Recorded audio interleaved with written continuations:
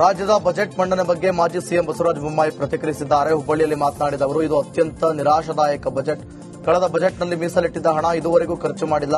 ಈ ವರ್ಷ ಹಣಕಾಸಿನ ಸ್ಥಿತಿ ಸುಧಾರಿಸುವ ಯಾವುದೇ ದಿಟ್ಟ ನಿರ್ಧಾರ ಮಾಡಿಲ್ಲ. ಈ ಬಜೆಟ್ ಮತ್ತಷ್ಟು ಸಾಲದ ಕೂಪಕ್ಕೆ ತಳ್ಳುವಂತಹ ಬಜೆಟ್ ಆಗಿದೆ.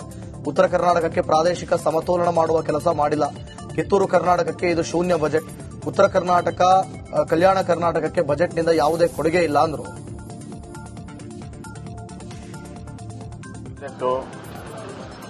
ಹಣಕಾಸಿನ ಸ್ಥಿತಿಯನ್ನ ಸುಧಾರಿಸುವಂತ ಯಾವುದೇ ಕ್ರಮ ಇಲ್ಲ. ಫಿಸ್ಕಲ್ ಕನ್ಸಲ್ಟೇಷನ್ ಇಲ್ಲ. ಕಳೆದ ವರ್ಷ ಯಾವುದನ್ನ ಬಜೆಟ್ ಅಲ್ಲಿ ಹೇಳಿದ್ರು ಆ ಹಣ ಯಾವುದು ಖರ್ಚು ಮಾಡಿಲ್ಲ. ಉದಾಹರಣೆಗೆ 5,000 ಕೋಟಿ ಕಲ್ಯಾಣ ಕರ್ನಾಟಕಕ್ಕೆ ಮಾಡಬೇಕಂದ್ರೆ ಒಂದು ನಯಾ ಪೈಸೆ ಕೂಡ ಖರ್ಚು ಮಾಡಿಲ್ಲ. ಕಳೆದ ವರ್ಷ ಏನು ಅವರು ರೆವಿನ್ಯೂ ಕಲೆಕ್ಷನ್ ಮಾಡಬೇಕು, ರೆವಿನ್ಯೂ ಕಲೆಕ್ಷನ್ ಮಾಡಿಲ್ಲ. ಸುಮಾರು 10,000 ಕೋಟಿ ರೂಪಾಯಿ ಕಡಿಮೆ ಮಾಡಿದ್ದಾರೆ. ವೆಚ್ಚನೂ ಕೂಡ ಕಡಿಮೆ ಮಾಡಿದ್ದಾರೆ. ಕ್ಯಾಪಿಟಲ್ ಎಕ್ಸ್ಪೆಂಡಿಚರ್ ಕಡಿಮೆ ಇದೆ. ಅದಲ್ಲದೆ ಈ ವರ್ಷ ಯಾವುದೇ ರೀತಿಯ ಹಣಕಾಸಿನ ಸ್ಥಿತಿಯನ್ನು ಸುಧಾರಿಸುವಂತ ಯಾವುದೇ ದಿಟ್ಟ ಕ್ರಮ ಇಲ್ಲ. ಹೀಗಾಗಿ ಹೆಚ್ಚಿನ ಸಾಲವನ್ನು ತೆಗೆದುಕೊಳ್ಳದೆ ಇದರ ಸಾಧನೆ ಆಗಿದೆ. ಈ ಬಜೆಟ್ ಕರ್ನಾಟಕವನ್ನ ಸಾಲದ ಕೂಪಕ್ಕೆ ಇನ್ನಷ್ಟು ನೂಕಿದೆ. ಕರ್ನಾಟಕ ಆರ್ಥಿಕ ಒಂದು ಸಂಕಷ್ಟಕ್ಕೆ ಇನ್ನಷ್ಟು ದೊಡ್ಡ ಪ್ರಮಾಣದಲ್ಲಿ ಕೊಡುಗೆ. ರಾಜ್ಯ ಬಜೆಟ್ ಬಗ್ಗೆ ಸಂಸದ ಜಗದೀಶ್ ಶೆಟ್ಟರ್ ಪ್ರತಿಕ್ರಿಯೆ ನೀಡಿದ್ದಾರೆ. ಹುಬ್ಬಳ್ಳಿಯಲ್ಲಿ ಮಾತನಾಡಿದ ಅವರು, ಈ ಬಜೆಟ್ನಲ್ಲಿ ಯಾವ ಕ್ಷೇತ್ರಕ್ಕೆ ಆದ್ಯತೆ ಕೊಡಬೇಕಿತ್ತು ಅದಕ್ಕೆ ಒತ್ತು ಕೊಟ್ಟಿಲ್ಲ. ಕೃಷ್ಣಾ ಮೇಲ್ದಂಡೆ ಯೋಜನೆ ಬಗ್ಗೆ ಯಾವುದೇ ಆದ್ಯತೆ ಕೊಟ್ಟಿಲ್ಲ.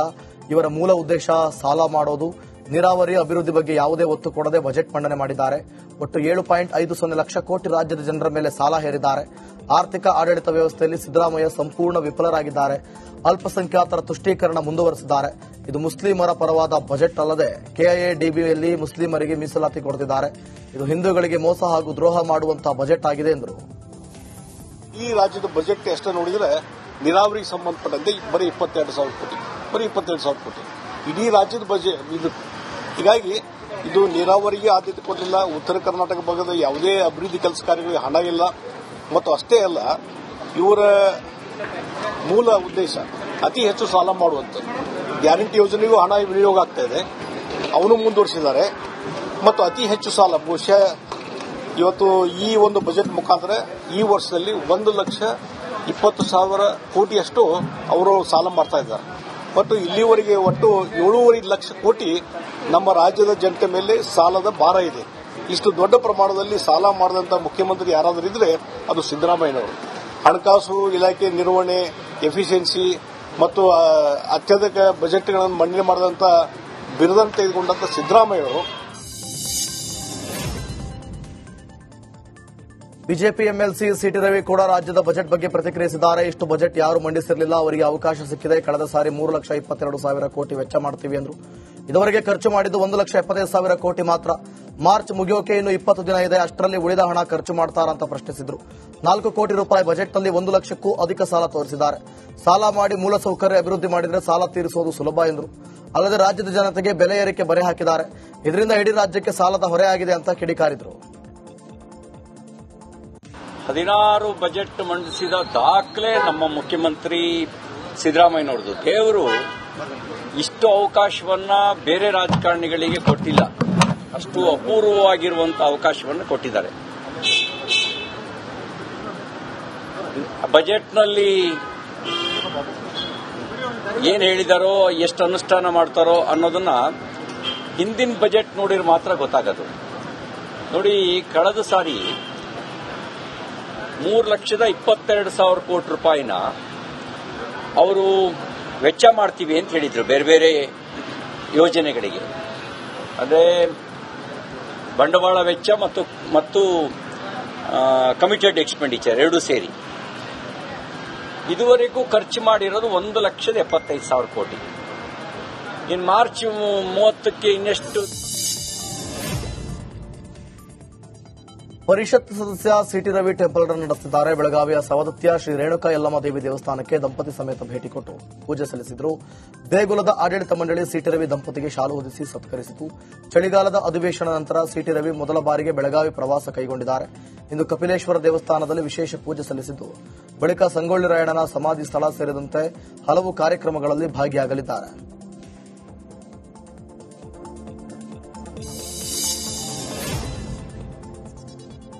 ರಾಜ್ಯದ ಬಜೆಟ್ ದೂರದೃಷ್ಟಿಯ ಬಜೆಟ್ ಅಂತ ಶಾಸಕ ಕೋನರೆಡ್ಡಿ ಪ್ರತಿಕ್ರಿಯಿಸಿದ್ದಾರೆ. ಹುಬ್ಬಳ್ಳಿಯಲ್ಲಿ ಮಾತನಾಡಿದ ಅವರು, ರಾಜ್ಯದ ಮುಖ್ಯಮಂತ್ರಿ ಸಿದ್ದರಾಮಯ್ಯನವರು ಮಂಡಿಸಿದ ಬಜೆಟ್ ದೂರದೃಷ್ಟಿಯ ಬಜೆಟ್ ಆಗಿದೆ. ಎಲ್ಲಾ ರಂಗದ ಜನರಿಗೆ ಉಪಯೋಗವಾಗುವ ಬಜೆಟ್ ಇದಾಗಿದೆ. ಕೃಷಿ, ಕೈಗಾರಿಕಾ, ಮೂಲಭೂತ ಸೌಕರ್ಯ ಹೀಗೆ ಎಲ್ಲಾ ವಲಯದಲ್ಲಿಯೂ ಕೂಡ ಆದ್ಯತೆ ನೀಡಲಾಗಿದೆ. ಇದರಿಂದ ರಾಜ್ಯದ ಜನರಿಗೆ ಉಪಯೋಗ ಆಗಲಿದೆ ಎಂದರು.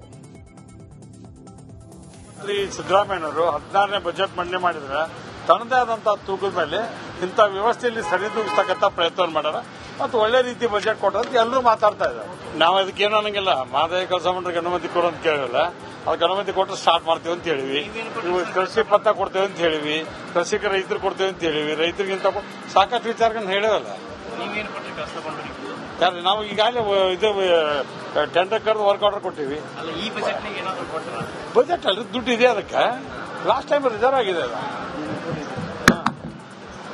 Thank you sir. ಒಳ್ಳೆ ಬಜೆಟ್ ಚಿಂತೆ ಮಾಡಬೇಕು.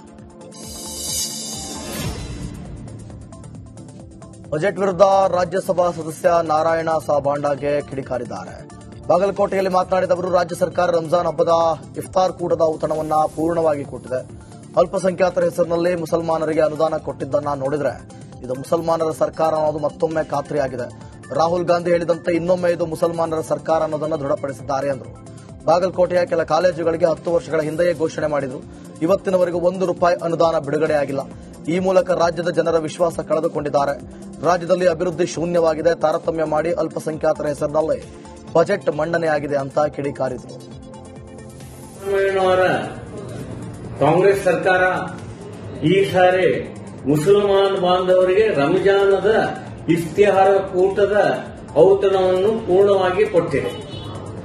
ಈ ಬಜೆಟ್ನಲ್ಲಿ ಏನಾದರೂ ಅಲ್ಪಸಂಖ್ಯಾತ ಹೆಸರಿನಲ್ಲಿ ಮುಸಲ್ಮಾನರಿಗೆ ಕೊಟ್ಟಂತಹ ಅನುದಾನಗಳನ್ನು ನಾವು ನೋಡಿದರೆ ಇನ್ನೊಮ್ಮೆ ಸಿದ್ದರಾಮಯ್ಯನವರು ಇದು ನಮ್ಮ ಮುಸಲ್ಮಾನ್ ಸರ್ಕಾರ ಅನ್ನೋದು ಸಿದ್ಧ ಮಾಡಿಕೊಟ್ಟಿದ್ದಾರೆ. ಯಾವ ರೀತಿ ರಾಜೀವ್ ಗಾಂಧಿ ಅವರು ಹೇಳಿದ್ರು, ಯಾವ ರೀತಿ ನಮ್ಮ ರಾಹುಲ್ ಗಾಂಧಿ ಅವರು ಹೇಳಿದ್ರು, ಅದೇ ರೀತಿ ಮುಸಲ್ಮಾನ್ ಸರ್ಕಾರ ಅನ್ನತಕ್ಕಂಥ ಮಾತನ್ನು ಇನ್ನೊಮ್ಮೆ ದೃಢಪಡಿಸಿದ್ದಾರೆ.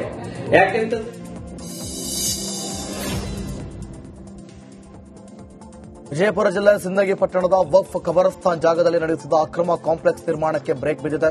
ವಕ್ಫ್ ಕಾನೂನು ಉಲ್ಲಂಘಿಸಿ ಖಬರಸ್ತಾನ್ನಲ್ಲಿ ಮಳಿಗೆ ನಿರ್ಮಾಣಕ್ಕೆ ಮುಂದಾಗಿದ್ದ ಖಬರಸ್ತಾನ್ ಕಮಿಟಿ ವಿರುದ್ಧ ಮುಸ್ಲಿಂ ಮುಖಂಡರು ಹೋರಾಟಕ್ಕೆ ಮುಂದಾಗಿದ್ರು. ಈ ಬಗ್ಗೆ ಮಾಧ್ಯಮಗಳಲ್ಲಿ ವರದಿಯಾಗ್ತಿದ್ದಂತೆ ಮಳಿಗೆ ನಿರ್ಮಾಣ ಕೈಬಿಡಬೇಕೆಂದು ವಕ್ಫ್ ಸಚಿವ ಜಮೀರ್ ಅಹಮದ್ ಮೌಖಿಕ ಆದೇಶ ಹೊರಡಿಸಿದ್ರು. ಈ ಬೆನ್ನಲ್ಲೇ ಮಳಿಗೆಗಳ ನಿರ್ಮಾಣಕ್ಕೆ ಬ್ರೇಕ್ ಬಿದ್ದಿದ್ದು ಮುಸ್ಲಿಂ ಮುಖಂಡರು ನಡೆಸುತ್ತಿದ್ದ ಧರಣಿಯನ್ನ ವಾಪಸ್ ಪಡೆದಿದ್ದಾರೆ.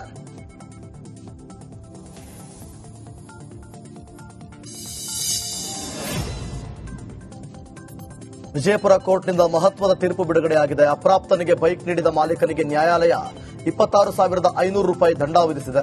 2024 ನವೆಂಬರ್ 16ರಂದು ಮಾಡಲಾಗಿದ್ದ ಕೇಸ್ ಇದಾಗಿದ್ದು, ರೈಲ್ವೆ ಪಿಎಸ್ಐ ವಿಜಯಪುರ ರೈಲ್ವೆ ನಿಲ್ದಾಣದ ಬಳಿ ಬೈಕ್ ಚಲಾಯಿಸುತ್ತಿದ್ದ ಅಪ್ರಾಪ್ತನ ಮಾಹಿತಿ ಪಡೆದಿದ್ರು. ರೈಲ್ವೆ ಪಿಎಸ್ಐ ಶಿವಾನಂದ ಅರೇನಾಡ ಅಪ್ರಾಪ್ತ ಸಂಚಾರಿ ನಿಯಮ ಉಲ್ಲಂಘನೆ ಅಡಿ ಕೇಸ್ ದಾಖಲಿಸಿದ್ರು. ನಂತರ ಅಪ್ರಾಪ್ತನಿಗೆ ಬೈಕ್ ನೀಡಿದ ಹುಸೇನ್ ಸಾಬ್ ರಾಂಪುರ ವಿರುದ್ಧವೇ ಕೇಸ್ ದಾಖಲಿಸಿದ್ದಾರೆ.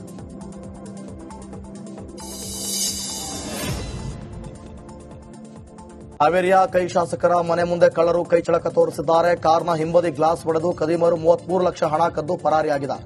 ಕಳ್ಳರು ಸಲೀಸಾಗಿ ಹಣ ಎಗರಿಸಿದ ದೃಶ್ಯ ಸಿಸಿಟಿವಿಯಲ್ಲಿ ಸೆರೆಯಾಗಿದೆ. ಅಲ್ಲದೆ ಕಳ್ಳತನವಾಗಿ 24 ಗಂಟೆ ಕಳೆದರೂ ಇನ್ನೂ ಕಳ್ಳನ ಬಂಧನವಾಗಿಲ್ಲ.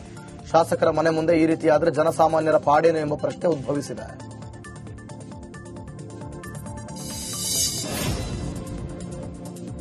ಬಾಗಲಕೋಟೆಯಲ್ಲಿ ಗ್ಯಾಂಗ್ ಒಂದು ಕಬ್ಬು ಕಟಾವು ಮಾಡಿ ದಾಖಲೆಯ ಕಬ್ಬು ಲೋಡ್ ಮಾಡಿದೆ.